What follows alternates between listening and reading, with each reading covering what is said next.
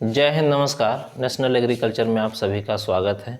आज का हमारा विषय है सब्जियों का वर्गीकरण, वेजिटेबल, क्लासिफिकेशन ऑफ वेजिटेबल। तो आइए हम सीखेंगे सब्जियों का वर्गीकरण, क्लासिफिकेशन ऑफ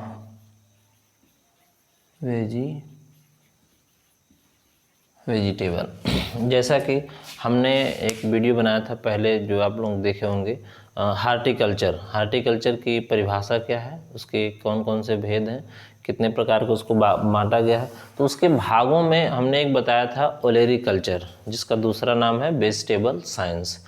हिंदी में कहें तो सब्जी उत्पादन या फिर शाकोत्पादन, सब्जी विज्ञान या फिर शाकोत्पादन। तो आज वही जो सब्जी विज्ञान है, उस सब्जी विज्ञान का जो है सब्जियों का हम लोग वर्गीकरण पढ़ेंगे, उनको कितने भागों में बांटा गया है उसके बारे में हम देखेंगे। तो एक बार हम फिर से दोहरा देते हैं। उद्यान विज्ञान की वह शाखा जिसके अंतर्गत साग सब्जियों का खेती का अध्ययन करते हैं, उसे कहते हैं ओलेरीकल्चर या फिर सब्जी विज्ञान या फिर वेजिटेबल साइंस। तो उसमें क्या था, वेजिटेबल साइंस मतलब क्या था, वो ओलेरीकल्चर था।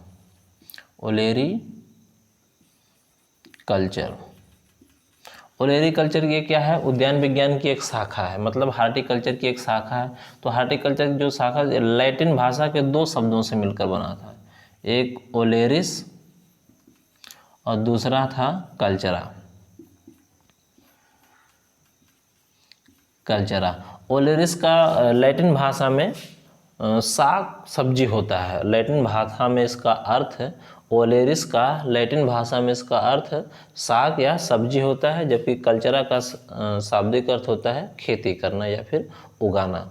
तो इस बारे में हम लोग उसमें पढ़े थे। तो आज हम पढ़ेंगे जो सब्जी विज्ञान है, इसका वर्गीकरण। तो इसको समझने के लिए हमने जो है इसको कई भागों में बांट दिया है, तो एक एक करके हम इन भागों को समझेंगे। आइए समझते हैं इसका जो है पहला भाग। तो पहला भाग है वानस्पतिक संबंध के आधार पर वर्गीकरण। वानस्पतिक संबंध के आधार पर वर्गीकरण, तो ये है based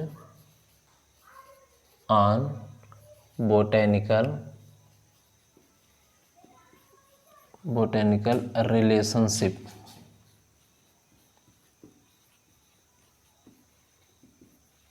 based on botanical relationship यानी कि वानस्पतिक संबंध के आधार पर वर्गीकरण। अगर इसमें हम बात करें तो वानस्पतिक यानी बोटेनिकल के आधार पर बात करें तो इसको दो भागों में बांटा गया है, एक बीजपत्री और द्विबीजपत्री। एक बीजपत्री मतलब मोनोकोटिलेडोनस और दूसरा है डाइकोटिलेडोनस, यानी कि एक बीजपत्री और द्विबीजपत्री। एक बीजपत्री में जो है मुख्य रूप से चार फैमिली आती हैं, जो कुल है सब्जियों का चार है। तो चारों जो है मुख्य रूप से है, उनमें जो है पहला है एलियेसी, जिसका दूसरा नाम एमारलिडिएसी है। एलियेसी, लिलियेसी, एरेसी और है डायोएस्केरेसी। तो एलियेसी फैमिली में पाँच छः सब्जियां हैं जो मुख्य रूप से आती हैं, जो बहुत परीक्षाओं में भी पूछा जाता है। जितने भी कॉम्पिटिटिव एग्जाम है, नेट है, जेआरएफ है, टीजीटी, पीजीटी या फिर केन सुपरवाइजर, इन भी परीक्षाओं में भी पूछा जाता है। तो आइए इस बारे में हम देखते हैं। जो ये मोनोकोटिलेडोनस, डाइकोटिलेडोनस, जो मोनोकोटिलेडोनस है मतलब एक बीजपत्री है, उसमें एलियेसी में जैसे मान लीजिए प्याज है, लहसुन है और टॉप ऑनियन है, वेल्स ऑनियन है और मल्टीप्लायर ऑनियन है, लीक है, सैलेड है, चाइव है, ये हो जाता है। और जो दूसरा है लिलियेसी में एक मुख्य है, उसका नाम है सतावर, इसको इंग्लिश में एस्परगस कहते हैं, एस्परगस ऑफिसिनेलेसिस, ये आता है। उसके बाद जो तीसरा है एरेसी में हमारी जो है कि दो मुख्य रूप से फसल, एक है जिमीकंद एलिफेंट फूट याम और दूसरा है कोलोकेसिया अरबी, मतलब एक सूरन है और एक अरबी है, तो ये आ जाता है। उसके बाद है जो चौथी फैमिली उसमें है आपका डायोस्केरेसी जिसमें रतालू मतलब याम होता है। तो ये हो जाता है हमारा एक बीजपत्री। जो द्विबीजपत्री है, द्विबीजपत्री में बहुत सारी फैमिली है, जैसे उसमें है कुकुरबिटेसी है, मालवेसी है, आपका लेग्यूमिनेसी है, क्रूसीफेरी है, एबोल कॉन्वोलुलेसी है। ऐसी तमाम सारी फैमिलियां हैं। हम एक वीडियो बनाएंगे जिसमें इन फैमिली के बारे में, कौन कौन सी फैमिली में कौन कौन सी सब्जियां आती हैं उसमें चर्चा करेंगे। जैसे मान लीजिए कुकुरबिटेसी, कुकुरबिटेसी में जितने रेंगने वाली फसलें हैं, जितने रेंगने वाली भी सब्जियां हैं, सब उसमें आते हैं। जैसे आपका करेला हो गया, तरबूज, खरबूज, खीरा, लौकी, कद्दू, ये सब कुकुरबिट्स में आ जाते हैं। और उसके बाद जो है अम्बेली फेरी में जैसे मान लीजिए गाजर है, वो अम्बेली फेरी में आ जाता है। मान लीजिए, और जो लेग्यूमिनेसी में जो दाल वाली फसलें हैं, जैसे मूंग है और मटर है और सेम है, बीन्स, राजमा है, ये सब लेग्यूमिनेसी में आ जाता है। क्रूसीफेरी में आपको ऐसे पत्ता गोभी है, फूल गोभी है और गांठ गोभी है, स्प्राउट ब्रोकली है और ब्रुसेल्स स्प्राउट है, मूली है, हार्ड रेडिस है, ये सब क्रूसीफेरी में आ जाता है। तो इन सब के बारे में हम अलग से चर्चा करेंगे।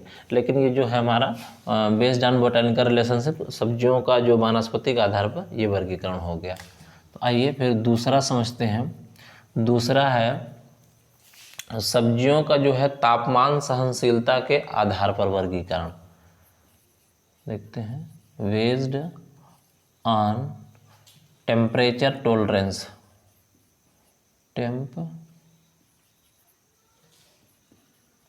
Temperature tolerance. ये देखिए, टेम्परेचर टॉलरेंस का मतलब है तापमान सहनशीलता के आधार पर वर्गीकरण। जैसे कुछ सब्जियां हैं जिनको शीत ऋतु में उगाया जाता है, कुछ को ग्रीष्म ऋतु में उगाया जाता है। तो ग्रीष्म ऋतु उगाने का मतलब ये है कि जैसे जो सब्जियां हैं जिनका हम फल को छोड़कर, कंद है, उसका मूल, कंद, मूल, पत्ती है, तना है, जड़ है, हम जो है खाते हैं, कंज्यूम करते हैं, तो इसको शीत ऋतु की सब्जियों में गिना जाता है। जो फल वाली सब्जियों, जैसे कि अपरिपक्व फल खाते हैं, उसको ग्रीष्म ऋतु वाली सब्जियों में गिना जाता है। जैसे ये ज़्यादातर तापमान सहन करने वाली हैं, तो जिसमें आपका जो है, अगर देखा जाए तो बैगन है, मिर्च है और तरबूज, खरबूज है, ये सब तापमान अधिक है, मतलब इनका अपरिपक्व फल खाते हैं। जैसे टमाटर है, बैगन है, ये टमाटर हम खाते हैं जो अपरिपक्व फल, मतलब बीज नहीं, उसका अपरिपक्व फल। मिर्च है, शिमला मिर्च है, इन सबको खाते हैं। उसके बाद आइए देखते हैं तीसरा नंबर जो है मृदा अम्लीयता सहनशीलता के आधार पर वर्गीकरण। तो इसमें क्या है, बेस्ड ऑन टॉलरेंस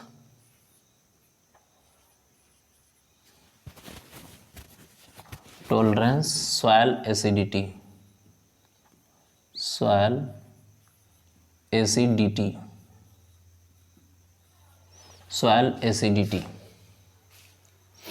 अब देखिए सॉइल एसिडिटी क्या है, मृदा अम्लीयता के आधार पर वर्गीकरण।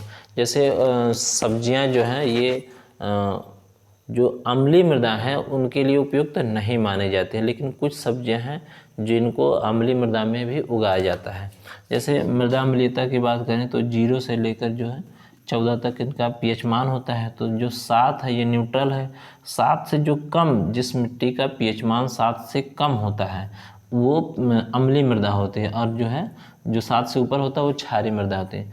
जो सब्जियां हैं, सब्जियों के लिए अम्लीय मृदा अच्छी नहीं मानी जाती, लेकिन कुछ सब्जियां ऐसी हैं जिनको अम्लीय मृदा में भी उगाया जा सकता है। जैसे आलू है, शकरकंद है, तरबूज है, इंडाइब है, ये कुछ सब्जियां हैं जिनको हम अम्लीय मृदा में भी उगा सकते हैं।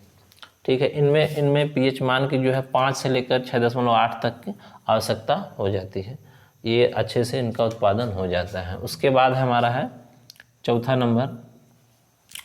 नंबर जो है ये लवण सहनशीलता के आधार पर वर्गीकरण। लवण सहनशीलता के आधार पर वर्गीकरण, जैसे ये है बेस्ड ऑन टॉलरेंस साल्ट,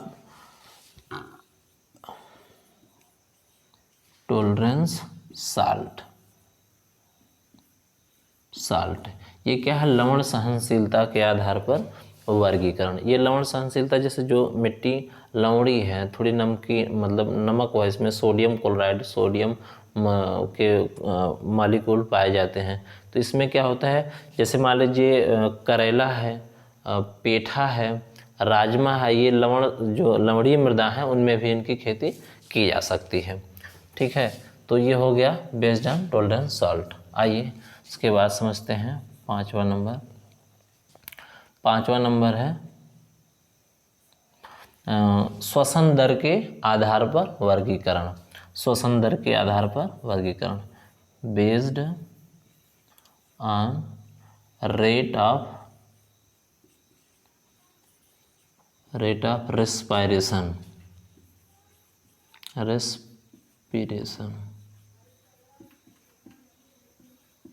श्वसन दर के आधार पर वर्गीकरण। जैसे कुछ सब्जियां हैं जिनका श्वसन दर बहुत तेज़ी से होता है, यानी कि बहुत जल्दी खराब हो जाती हैं।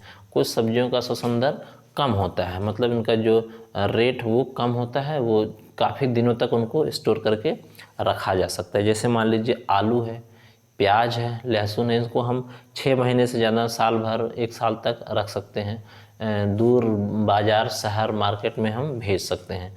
लेकिन जैसे मान लीजिए ये पालक हो गया, मेथी हो गया, गोभी, टमाटर, मिर्चा, इसको बहुत ज़्यादा दिनों तक नहीं रख सकते हैं।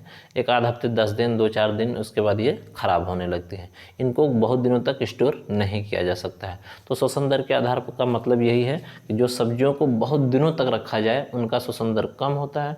जो सब्जियाँ जल्दी ख़राब हो जाती हैं उनका श्वसन दर ज़्यादा होता है। वो काफ़ी ज़्यादा ग्रीन या मतलब लीफी वेजिटेबल में आती हैं जो जल्दी ख़राब हो जाते हैं। ठीक है, ये हो गया। उसके बाद है छठवां नंबर। छठवां जो नंबर है प्रबलन के आधार पर वर्गीकरण। प्रबलन के आधार पर वर्गीकरण, तो इसको हम लिखेंगे based on forcing. Based on forcing, ये फोर्सिंग क्या है, मतलब एक अलग प्रकार से इनको फोर्स किया जाता है, इनको ज़बरदस्ती उगाया जाता है एक नया एनवायरनमेंट दे करके। जैसे क्या है कि जो गर्मी के मौसम में भी शीत ऋतु वाली सब्जियां उपलब्ध होती हैं, या फिर शीत ऋतु के मौसम में, ठंडी के मौसम में भी गर्मी के मौसम वाली सब्जियां उपलब्ध होती हैं। इनका मतलब यह है कि इनको ज़बरदस्ती उगाया गया, मतलब एक इन्वायरमेंट बनाया जाता है जिसको इनका जो तापमान होता है वो दिया जाता है। आप ग्रीन हाउस का नाम सुनेंगे, पॉली हाउस का नाम सुने होंगे। तो इन पॉली हाउस में सब्जियों के जो इनका जो तापमान है उगाने के लिए, इनको अच्छी पैदावार लेने के लिए जो टेम्परेचर इनको चाहिए वो अलग से दिया जाता है। इन सब्जियों में खर्च काफ़ी बहुत ज़्यादा आता है, इसलिए ये सब्जियां मार्केट में थोड़ी सी महंगी बिकती हैं। तो ये हो गया बेस्ड ऑन फोर्सिंग। मतलब जैसे बहुत सारी जो शीत ऋतु की सब्जियां हैं, जैसे इसमें आपका जितने भी ये पालक है, आलू है, मूली है, ये सब शीत ऋतु वाले। जो ग्रीष्म ऋतु वाले में जैसे बैगन है, मिर्च है, टमाटर है, तरबूज है, ग्रीष्म ऋतु वाली सब्जियां हैं, इनको भी मतलब फोर्सिंग के तहत उगाया जाता है। उसके बाद है सातवां नंबर है। सातवां नंबर है उगाने की विधि के आधार पर वर्गीकरण। तो उगाने की विधि के आधार पर वर्गीकरण है, इसको हम लिखेंगे बेस्ड ऑन रेजिंग, मतलब उगाने की विधि के आधार पर वर्गीकरण। ये उगाने की विधि के आधार का वर्गीकरण का मतलब ये है, जैसे कुछ सब्जियां हैं जिनको हम पूर्ण विधि या छिटकवा या फिर एक एक करके इसे मतलब खेत में डायरेक्ट सोइंग करते हैं, मतलब डायरेक्ट उसकी बुआई करते हैं। और लेकिन कुछ सब्जियां हैं जिनकी पहले हम नर्सरी तैयार करते हैं, फिर उसके बाद खेतों में रोपाई करते हैं। तो जैसे रोपाई करने वाली सब्जियों में आपका जो है टमाटर हो गया, टमाटर है, प्याज है, बैगन है, मिर्च है और गोभी है। इन सब्जियों की पहले नर्सरी तैयार करते हैं, फिर उसके बाद खेतों में इनकी रोपाई करते हैं, फिर उसके बाद जो है खेती होती है। लेकिन कुछ सब्जियां जैसे मान लीजिए मूली है, गाजर है, या फिर कद्दू है, करेला है, तो इनको डायरेक्ट हम खेत में सोइंग कर दें या फिर इनका जर्मिनेट करके उगाया जा सकता है। तो ये हो गया बेस्ड ऑन राइजिंग, उगाने की विधि के आधार पर वर्गीकरण। फिर उसके बाद है आठवां नंबर है खाए जाने वाले भागों के आधार पर वर्गीकरण। तो खाए जाने वाले भागों के आधार पर हम देख लेते हैं, based on parts of eaten, यानी कि जो खाए जाने वाले भागों के आधार पर वर्गीकरण करेंगे। तो कुछ सब्जियों की हम पत्तियां खाते हैं, कुछ का हम तना खाते हैं, कुछ का हम फूल खाते हैं, कुछ सब्जियों के हम जड़ें खाते हैं और कुछ सब्जियों का हम फल खाते हैं। तो इन आधार पर भी वर्गीकरण किया गया है। जैसे पत्ती वाली सब्जियां मेथी है, पालक है, धनिया है और चौलाई है, और इन सब्जियों की हम पत्तियां खाते हैं। कुछ सब्जियों की पत्तियां और जड़ें दोनों खाते हैं, जैसे मूली है, हम जड़ भी खाते हैं और इसकी पत्ती खाते हैं। जैसे मान लीजिए सलजम है, सलजम का हम जड़ खाते हैं, चुकंदर है जड़ खाते हैं, ठीक है। और कुछ जिनके हम फूल खाते हैं, फूल मतलब कड़ उनका जो है, जैसे फूल गोभी है उनका हम फूल खाते हैं। और कुछ सब्जियां जिसका तना है, जैसे आलू है, शकरकंद है मतलब ट्यूबर, ये हम खाते हैं। और कुछ सब्जियों का मॉडिफाइड रूट जैसे गाजर है, मूली है, इनका जो तना है, रूपांतरित तना, वो खाया जाता है। तो इस प्रकार से इनका जो है वर्गीकरण है, खाने वाले भागों के आधार पर वर्गीकरण। फिर आइए अगला देखते हैं, नौवां आपका है पिगमेंटेशन, रंजक के आधार पर वर्गीकरण। Based on pigmentation,